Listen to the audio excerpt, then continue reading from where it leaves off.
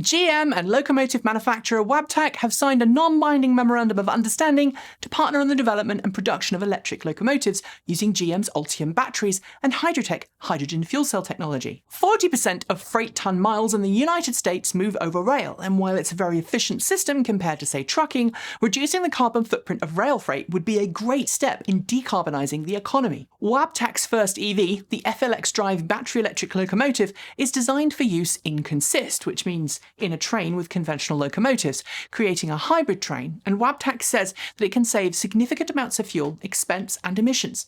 With 18,000 battery cells on board, the FLX Drive recoups energy via regenerative braking and can charge via a rail-side charging station, just like any EV. It's easy to see then why a partnership with GM could be beneficial in terms of growing the technology and production of similar designs.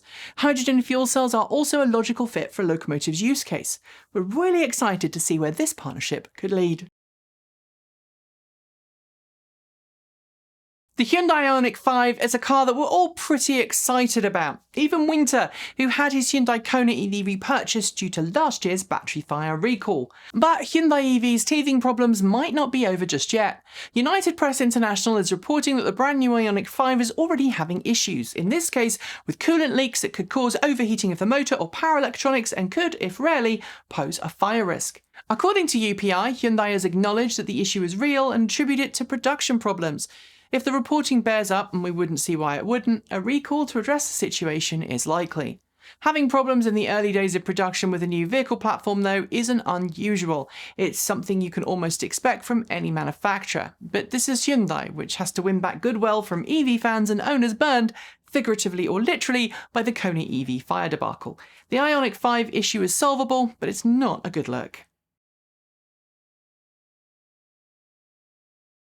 For some time now, we've heard rumours that Rimac, the Croatian engineering powerhouse responsible for the truly mind-blowingly quick Rimac Niro electric hypercar, was readying itself for flotation on the stock market.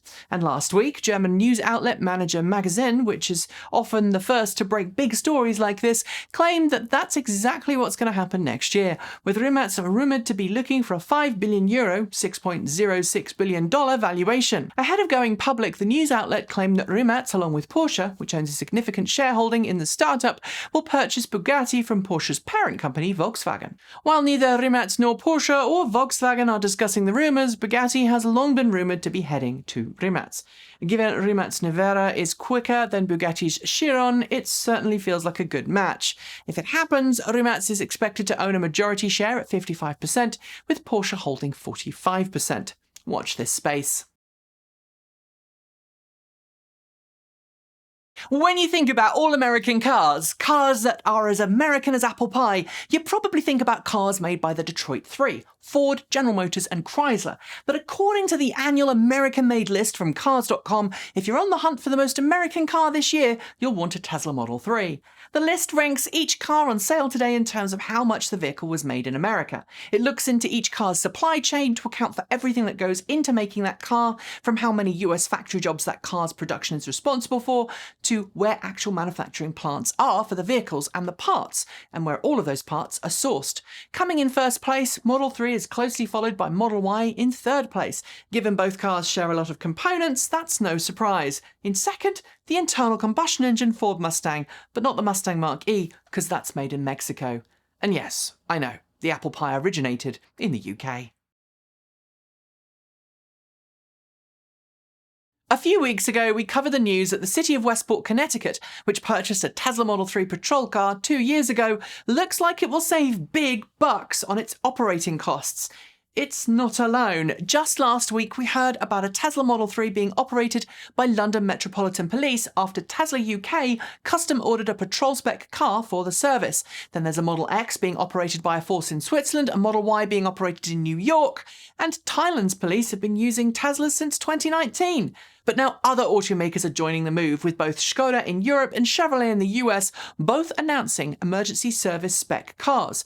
Skoda says it will sell an emergency responder Enyaq iV to qualified agencies for fire, ambulance and police duties, while Chevrolet now offers a custom-made Bolt EV with upgraded suspension, steel wheels and a high power circuit for all of those high-drain items that most police vehicles have. It should save forces a lot of money, and that could improve budgets citywide. More than 2,000 years ago, around 130 BC, during the Han Dynasty, a trade route operated between China, the Middle East, and Europe. Quickly becoming known as the Silk Road, it's one of the world's most famous international trading routes, operating right up until the end of the Middle Ages, bringing spices, fine materials, and paper to the West.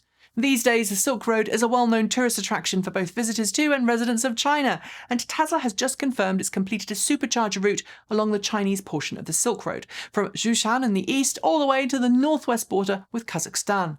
In total, the route, which covers 5,000 kilometers, just over 3,100 miles across mountains, deserts and plains, has 27 supercharger sites along its length. The route is a little longer than the world-famous Cannonball Run in the US, but I can't hope but wonder how long someone will take to attempt a speed record along this new route. As the mercury soars on the US West Coast, I mean it's meant to hit 42 degrees Celsius here in the mountains today, 108 degrees Fahrenheit, we're starting to see records broken and normal everyday life grind to a halt. Aside from all of the rolling blackouts designed to prevent electrical power lines sparking fires, we're also seeing utility companies plead with their customers to reduce their energy consumption to meet increased demand. And now, California's independent state operator is asking citizens to curb their EV charging, especially rapid charging, during the extreme heat wave. But as some residents explain, rapid charging is often the only solution they have to recharge their car, a vehicle they rely on for their daily transportation needs. If that wasn't enough, we're also hearing tales of some charging stations simply overheating and power limiting, so if you're someone who needs to charge in public, bear that in mind that your usual charging sessions may go a little longer, so plan ahead.